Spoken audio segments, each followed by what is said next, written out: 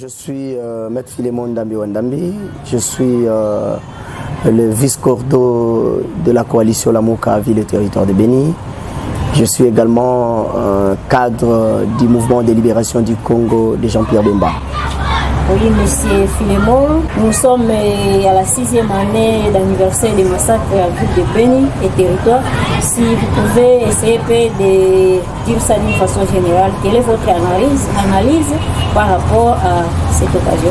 Malheureusement, j'ai une analyse négative, d'autant plus que ça fait 6 ans, jour pour jour, qu'on est en train de tuer la paisible population de Béni sous l'œil impuissant de la communauté tant nationale qu'internationale, alors que d'abord les FARDC qui sont censés protéger et la population et l'intégrité territoriale de notre pays ne sont pas jusque-là à même de pouvoir bouter hors d'état de nuire l'ennemi qui est en train de nous endeuiller, et également la MONUSCO qui a été envoyée ici pour la protection de la population n'est pas en train de bien jouer son rôle, c'est-à-dire il n'y a pas une coercition dans le sens de pouvoir éradiquer l'ennemi. Nous sommes en train de penser qu'il y a une complicité partout. Parce que la complicité est aussi nationale et aussi internationale. D'autant plus qu'on est en train de nous tuer.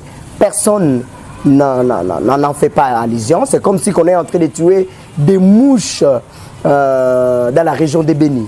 Parce que jusqu'à présent, il n'y a pas de mesures idoines qui sont en train d'être prises et par les autorités congolaises et par la communauté internationale, alors que les crimes qui sont en train d'être visibles dans cette région sont des crimes internationaux qui doivent également susciter toute la pensée de la communauté internationale et également de la CPI. Allez-y comprendre que même la CPI n'a jamais enquêté sur ce que nous sommes en train de voir, de constater dans la région de Béni. Que donc, nous pensons que même cette communauté internationale sont également peut-être des tireurs de ficelle de ce que nous sommes en train de voir dans ces pays. Que donc, point n'est besoin de dire que nous allons continuer à pleurnicher parce que le chef de l'État, l'actuel chef de l'État a fait le tour du monde. Il disait qu'il est en train de faire le tour du monde pour son peuple, pour qu'on puisse obtenir la paix, non seulement sur toute l'étendue de la République, mais également dans la région de Béni. Mais son pèlerinage qu'il a fait passer par là n'a abouti à aucun résultat escompté. Que donc, nous sommes en train de penser que le chef de l'État, au lieu de continuer avec son pèlerinage, de continuer à faire une diplomatie attentiste, une diplomatie à genoux, nous pensons qu'il doit consolider sa force à l'interne, dans le sens qu'il soit également respecté par ceux-là qui nous entourent, notamment l'Ouganda et le Rwanda, qui sont des tireurs de ficelle dans la guerre de la région de Béni. Également, le chef de l'État doit comprendre qu'il doit également réorganiser les FARDC à ce qu'elles soient capables de pouvoir anéantir l'ennemi. Parce que jusqu'à preuve du contraire, madame, les FARDC ne sont pas jusque-là capables, même si c'est la 9e armée actuellement, elles ne sont pas capables de pouvoir anéantir l'ennemi. D'autant plus qu'elle est victime d'une politisation non seulement nationale, mais également une politisation internationale.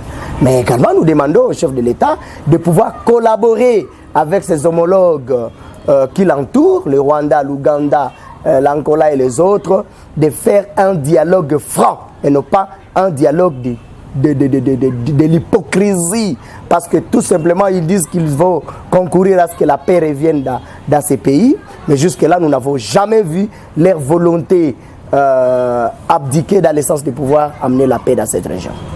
Oui, monsieur, vous avez dit que la CPI ne s'implique pas directement dans ces affaires des territoires de Béni, surtout les massacres. Oui, est-ce que la CPI a été alertée par la population elle-même qui est souffrante? Certainement, nous avons déjà écrit, nous avons déjà envoyé des messages, nous avons écrit même au Conseil de sécurité des Nations Unies. Et la société civile de Béni a alerté la Cour pénale internationale. non seulement la société civile, le nonce apostolique qui est passé dans la région de Béni, il a également alerté toute la communauté internationale, alerté même la CPI avec des crimes odieux que nous avons vus ici. Donc la CPI ferme l'oreille, ferme les yeux, comme si ce sont des mouches qu'on est en train de tuer dans cette région. Que c'est pourquoi nous continuons toujours à alerter, même à travers vos chaînes, que les enfants de Béni sont aussi à compter parmi les hommes. Ils sont en train d'être tués, sont aussi à compter parmi les humains, de la manière dont on protège un seul Américain, un seul Français, un seul Rwandais. Pourquoi ne pas également protéger le seul Congolais qui est en train d'être tué dans la région de Béni? Pourquoi? C'est-à-dire qu'apparemment, nous, le monde considère que nous ne sommes pas protégeables. Nous méritons, nous sommes voués à la mort. C'est pourquoi nous disons qu'il y a une complicité non seulement nationale, internationale face à ce qui est en train de se passer dans la région de Béni, que nous sommes en train de dénoncer haut et fort. Parce que madame, vous n'êtes pas à savoir que la scène internationale ne se mène pas seulement par les États, mais également les humains. Il y a aussi les multinationales qui sont derrière cette guerre ici.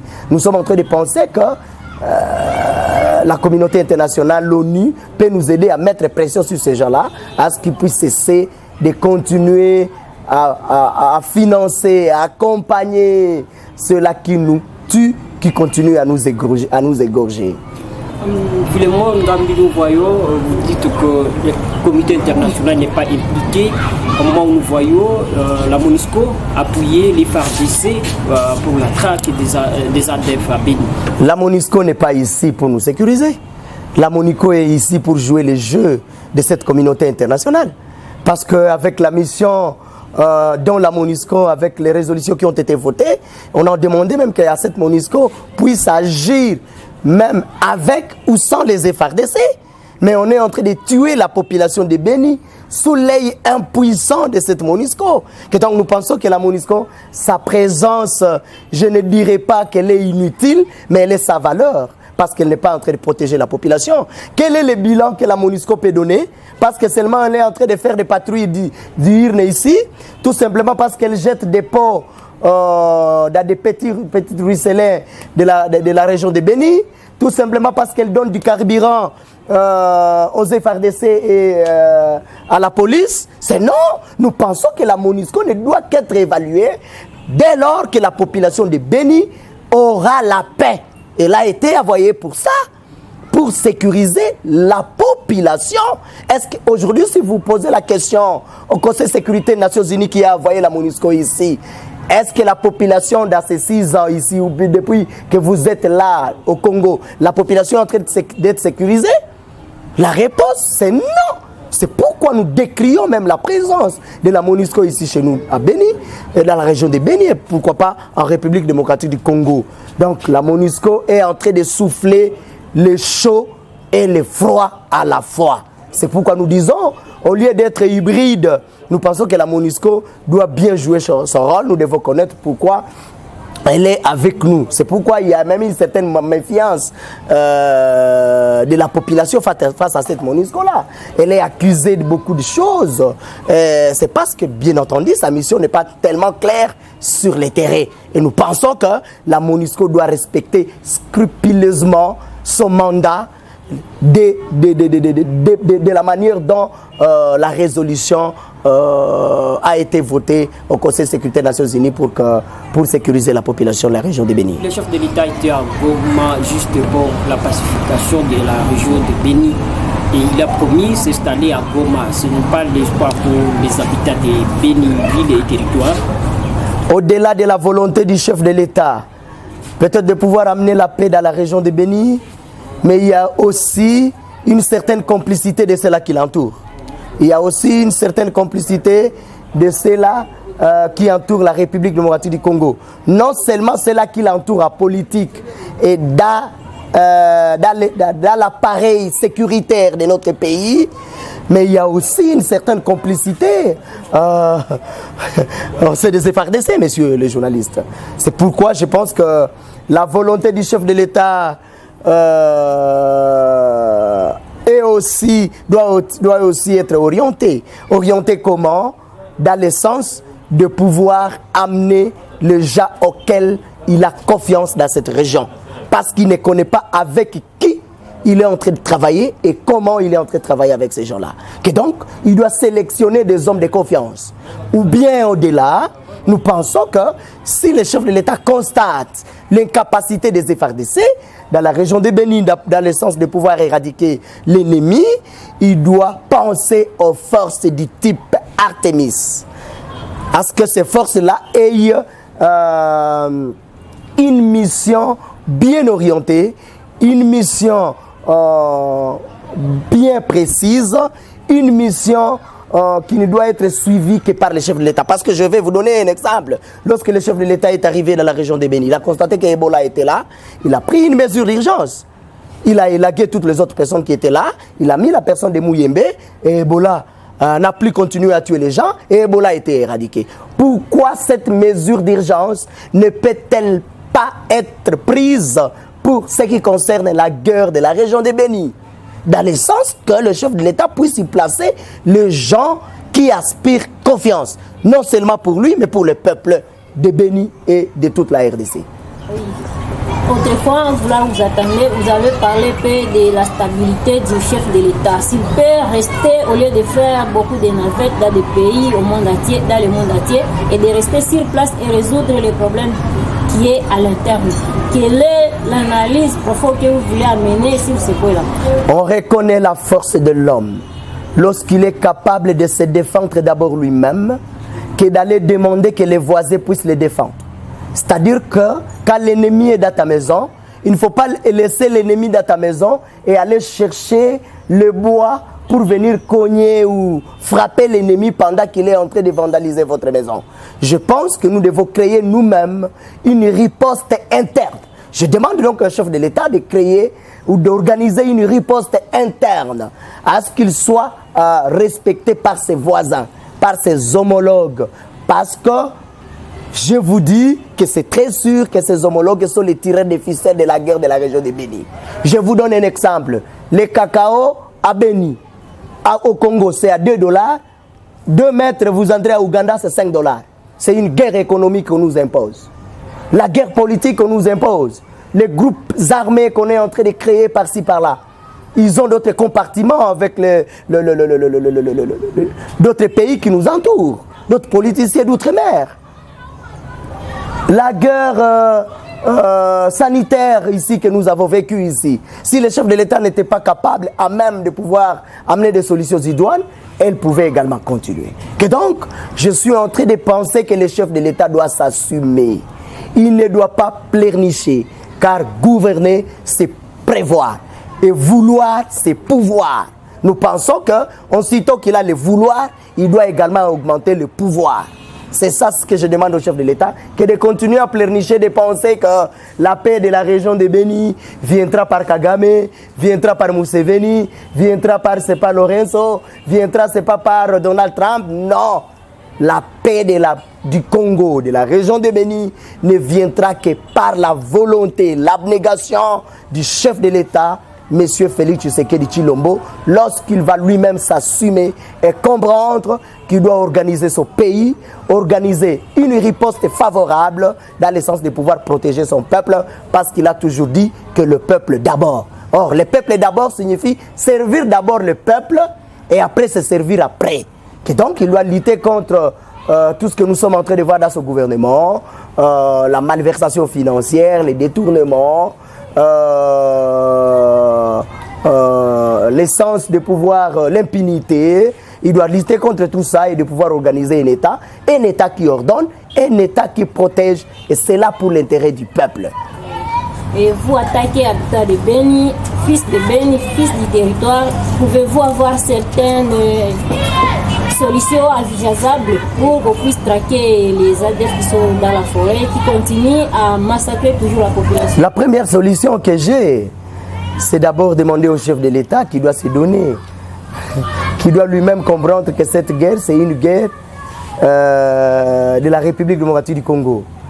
Une guerre qui vise à mietter la RDC. J'ai dit haut, une guerre de la balkanisation. Et si le chef de l'État ne comprend pas cela, nous pensons qu'il sera surpris que les balkanisateurs ont déjà érigé un autre pays dans son pays. Parce que Minembwe était coupé, on a placé le bourgmestre, c'est pas le bourgmestre, la commune rurale de Minembwe. Pendant qu'il n'était pas au pays, lui-même a dit on a seulement voulu le faire parce que lui n'était pas au pays. Nous sommes en train de penser parce que l'autorité ne voyage pas. Même s'il n'est pas au pays, il est au pays. C'est un aveu d'échec. C'est un aveu d'échec pour le chef de l'État. Il ne peut pas dire que parce que je n'étais pas au pays, et c'est pourquoi qu'on a fait ceci ou cela. Donc, les Azaziens, ce Rouberois, il doit comprendre qu'il joue le jeu que lui ne connaît pas. C'est pourquoi, comme chef de l'État, il doit aussi savoir à connaître les jeux qu'il joue pendant que lui n'est pas en train de voir, parce qu'il n'est pas aussi omniprésent. La première solution, c'est la volonté politique. Et cela vient directement du chef de l'État. Parce que c'est lui qui est le garant de la sécurité de notre pays. C'est d'abord la volonté politique. La deuxième solution, c'est la réorganisation de notre armée, les FARDC. La troisième solution, faire une diplomatie agissante et non pas une diplomatie attentiste, une diplomatie à genoux. Faire une diplomatie agissante. La quatrième solution, c'est de jouer sur l'économie de ce pays et ne pas laisser que l'économie de notre pays reste en train d'être conduite par les pays qui nous entourent. La cinquième solution, c'est de pouvoir lutter contre l'impunité, lutter contre le clientélisme politique, lutter contre les vols qui est organisé dans notre pays. La sixième solution, c'est de pouvoir consolider les services de renseignement parce que nos frontières sont largement poreuses. Et je conseille au chef de l'État, parce que nous avons les groupes armés qui écument la région de Béni, qui sont par-ci par-là dans toutes les provinces de notre pays. Je lui donne une autre solution. C'est celle-ci. Il doit également prendre tous ces groupes armés nationaux, en les organisant comme une troisième force de notre pays. C'est-à-dire les Maï, les Bouroudia Congo et les autres là. En les faisant comme une troisième force de notre pays, en établissant leur état-major. Et en organisant, en édictant, on a une loi, que cela passe par le Parlement certainement, qui est une loi spéciale pour ça. Et ces gens-là ne seront chargés que de l'agriculture, de la pêche et de l'élevage, ainsi que du renseignement. Parce que même parmi les causes de notre guerre, c'est la démobilisation bâclée, ou la démobilisation qui n'est pas adaptée aux situations de notre pays. On amène les gens, imaginez, on démobilise les gens, et on vous dit, ces gens-là disent qu'ils ne quitteront jamais les Nord et les Sud Kivu. Et ils sont dans les FARDC. Ça, c'est quelle démobilisation? Où on démobilise, on donne aux gens un petit $100, des $100, et dans 2 jours, les $100 sont finis, ils reviennent dans la population, ils deviennent dangereux. Nous pensons qu'on doit organiser tous ces groupes armés dans le sens de pouvoir constituer une troisième force. Parce que la première force, ce sont les FARDC. La deuxième force, c'est la police nationale. La troisième force, c'est la troisième qu'on doit organiser avec les groupes nationaux, je répète, les groupes nationaux. Et qu'on soit financé, qu'ils aient leur état-major général, avec leur grade propre, et ils seront chargés du renseignement.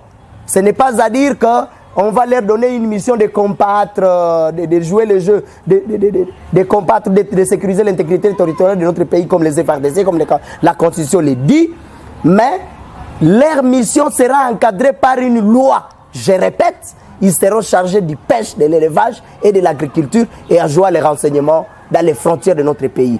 Et vous verrez que nous allons bien vivre dans ces pays. Il n'y aura pas la faim, il n'y aura pas également, nous ne manquerons pas de poissons. C'est parce que le gouvernement de Kabila a échoué à organiser dans l'agriculture. Ils ont organisé avec le projet de Bukangalonzo. Mais vous savez combien de millions ont été volés dans ces projets-là? Mais si on organise avec une troisième force, je pense qu'on pourra bien scruter la question et voir et lutter également contre le chômage. Et vous ne verrez plus les jeunes dans la forêt en train de tuer, de vandaliser les pays. Monsieur l'honorable, il y a quelques temps ici, le maire de ville a suspendu les activités des jeunes et manifestants et surtout qui accompagnent les activités des FARDC. Parce qu'il y a quelque part, il y avait eu des dérapages. Quel conseil pouvez-vous donner à ces jeunes manifestants? C'est à tort que le maire de la ville peut arriver à suspendre les activités des groupes de pression. Parce que la manifestation, le droit de manifester est garanti par la Constitution. Nous pensons qu'elle est anticonstitutionnelle parce que c'est une façon de museler l'opprimé. De museler l'opprimé. Mais les jeunes, aussitôt qu'ils écrivent au maire de la ville, conformément à la Constitution, et qu'ils veulent manifester leur opinion, nous pensons que cela est constitutionnel. Nous sommes dans les régimes d'information, nous ne sommes pas dans les régimes d'autorisation. Que donc je suis en train d'encourager les jeunes de continuer à manifester parce que même le chef de l'État n'est pas contre cela. Et également, nous pensons qu'on ne peut pas attaquer la conséquence, mais on doit voir la cause. Pourquoi les jeunes ou la population du Congo, la population de Béni manifeste? C'est parce qu'il n'y a pas l'autorité de l'État. C'est parce que la chose publique n'est pas en train d'être bien gérée. C'est parce que l'ingouvernabilité règne. C'est parce que la population ne trouve pas son compte dans la gestion du pays. Et donc, il y a lieu à manifester parce qu'on n'est pas en train de voir clair. Quand on n'est pas en train de voir, on dit toute personne a droit à l'emploi. Est-ce que ces jeunes-là ont l'emploi? C'est non. Toute personne a droit à la sécurité. Est-ce que la sécurité, elle est là? C'est non. Toute personne a droit à la vie. Mais la vie, elle est en train d'être vandalisée dans la région de Béni, en République démocratique du Congo, à chaque minute. Et c'est là, voilà les causes du soulèvement populaire. Nous pensons que si ça continue, ça peut aller même vers la désobéissance populaire. Et si ça arrive là, il ne faut pas donc attaquer le peuple, mais les autorités doivent eux-mêmes s'amender. Ils doivent savoir qu'ils ne sont pas en train de bien gérer le peuple. Parce qu'il n'y a pas une mauvaise troupe, il n'y a que des mauvais chefs. Et les poissons ne commencent à pourrir que par la tête et non pas par la queue. Nous pensons que comme les poissons commencent à pourrir par la tête, c'est-à-dire que le problème commence en haut, le problème ne commence pas en bas. Mais comme le peuple, c'est la moindre personne qu'on doit continuer à victimiser, nous pensons que c'est la victime qu'on est en train de continuer à victimiser. Et nous pensons que cette mesure doit être vite levée. Et c'est constitutionnel, c'est pouvoir même garantir la démocratie dans notre pays. Maître Philémon Ndambouandambi, si le maire ou soit l'administrateur a pris cette décision, c'est parce que ces jeunes ou les groupes de pression ne respectaient pas l'article 26, alinéa 1, 2, 3, lorsqu'ils sont dans leur manifestation. Non, la Constitution est en train d'être vraiment scrupuleusement respectée par les jeunes. Mais vous comprenez que quand les jeunes essaient de manifester, d'abord, l'autorité s'y oppose. 2, on envoie la police et la police lâche non seulement des balles réelles, mais aussi des bombes lacrymogènes. Et ça crée une sorte de tumulte, de discordance entre la population et la police. Et celui qui paie les pots cassés, c'est l'autorité.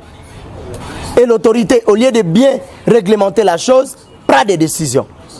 C'est contradictoire. Nous pensons que l'autorité doit s'assumer dans le sens de pouvoir protéger tout le monde. Non seulement protéger la population, non seulement protéger son pouvoir, mais protéger également la population, le peuple. Le peuple a besoin de quoi? Parce que si vous suivez ce qui est dit... ce qui est dit dans le rôle des bons chefs. Les chefs ne se lamentent pas. Les chefs décident. Et quand ils décident pour l'intérêt du peuple. Et non pas pour son intérêt. Mais au Congo, c'est l'inverse. On protège plus le pouvoir que de protéger les donneurs du pouvoir. Or, les donneurs du pouvoir, c'est qui? C'est le peuple. Donc, protégeons les donneurs du pouvoir. que de protéger nos pouvoirs. Parce que le pouvoir est passager, mais le peuple et les institutions restent. Et donc, je suis en train de penser que nous devons accompagner la pensée de la population et comprendre ce qu'ils demandent. Et aussitôt que nous allons répondre aux besoins de la population, nous ne les verrons plus jamais dans la rue. Je dis plus jamais. Vous voyez les jeunes dans la rue parce que leurs revendications ne sont pas prises en compte. Mais maître, le maire accuse ces jeunes et le groupe de pression d'être manipulés par certains politiciens, d'être à la base de ce trouble dans la vie. C'est seulement un ventre affamé qu'on peut manipuler. Pourquoi ils sont manipulés et manipulables? C'est parce qu'il y a un problème. On les manipule parce qu'il y a un problème. Et de deux, parce qu'ils sont affamés. Oui, s'il n'y avait pas un problème, on ne pouvait pas les manipuler. On profite de ces problèmes-là pour manipuler certains jeunes. Si réellement il y a la manipulation. Mais quant à moi, je pense qu'il n'y a pas la manipulation. Mais bien au contraire, la manipulation est dans les cas des politiciens. Mais au peuple, il n'y a pas la manipulation. On tue les gens en Belou, on tue les gens en Mavivi, on tue les gens en Baou, on tue les gens à Oicha et à Beni. Et la population, demain, elle est dans la rue. Et vous pensez qu'elle a été manipulée? C'est non. Elle est en train de manifester son ras-le-bol. Elle n'est pas en train d'être manipulée, mais plutôt, elle manque à qu'elle sait s'avouer. Et donc, point de besoin de dire que la population ou les jeunes sont en train d'être manipulés, mais je suis en train de penser que les jeunes sont en train de répondre à la mauvaise gouvernance, dans le sens de pouvoir demander à ce que la bonne gouvernance soit installée. Et si l'autorité répond aux besoins, les intérêts seront élagués. Parce qu'à chaque chose, il y a ce qu'on appelle les besoins et l'intérêt. Le besoin est universel, mais l'intérêt est individuel. Et aussitôt que le besoin est répondu, l'intérêt sera élagué de soi-même. Et donc, je pense que les jeunes ne sont pas manipulés, mais les jeunes sont en train de vivre la souffrance, la mauvaise gouvernance, un pays où il n'y a pas la consolidation de l'État, c'est-à-dire que l'absence de l'autorité de l'État fait que les jeunes puissent manifester parce qu'il manque à quel sait s'avouer. Monsieur Filemon Andambi, nous vous disons merci beaucoup pour votre participation à cette émission sur la chaîne Léon Léo TV. C'est à moi de vous remercier, madame. Merci beaucoup.